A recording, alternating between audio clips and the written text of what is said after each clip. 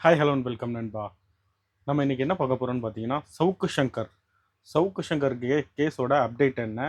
ஆக்சுவலாக இப்போ அவரோட நிலவரம் என்ன அப்படிங்கிறத பற்றி தான் நம்ம இன்னைக்கு பார்க்க போகிறோம்.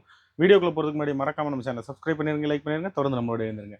என்னன்னு பார்த்தீங்கன்னா, இந்த சவுக்கு சங்கர் அப்படிங்கிறவர் வந்து பார்த்தீங்கன்னா, பொலிட்டிக்ஸ் மற்றும் நிறைய சமூக நிகழ்வுகளை பற்றி பேசக்கூடிய ஒரு நபர் தான் வந்து இந்த சவுக்கு சங்கர்.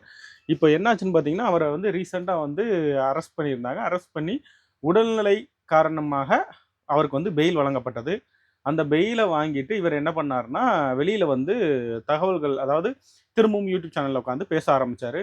பேச ஆரம்பிக்கும்போது முதல் இன்டர்வியூ வந்து ரெட்ஃபிளிக்ஸ்ன்னு சொல்லிட்டு ஒரு சேனலுக்கு குடுத்திருந்தாரு. அந்த ரெட்ஃபிளிக்ஸ்ல வந்து அந்த இன்டர்வியூ குடுத்ததுக்கப்புறம், அவருடைய சொந்த சேனல்ல வீடியோஸ் போட ஆரம்பிச்சாரு.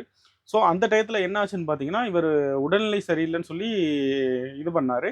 ஆனா, இவர் வந்து ஹாஸ்பிட்டலுக்கோ எதுக்குமே செக்கப்புக்கு சரிவர போறதில்ல.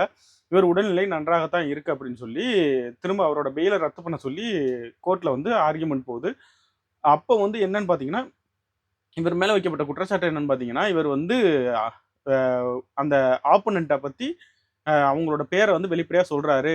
சாட்சியங்கள வந்து கலைக்கிறாருன்னு சொல்லி இவர் மேல வந்து இது வைக்கப்பட்டது, குற்றம் வைக்கப்பட்டது.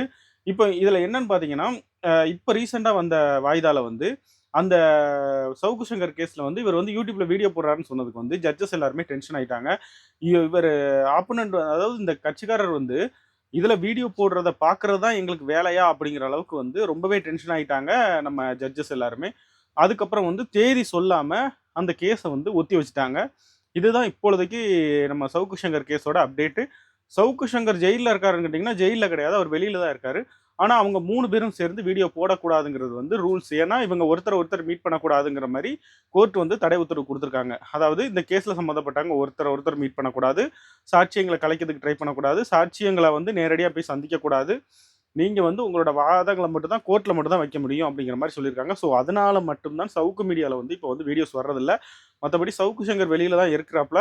அவர வந்து அரெஸ்ட்லாம் பண்ணல. அவரு கோர்ட்ல ஆஜராகிட்டு, அவங்க தரப்பு நியாயங்கள் எல்லாம் வச்சுக்கிட்டு இது பண்ணிட்டு இருக்காங்க.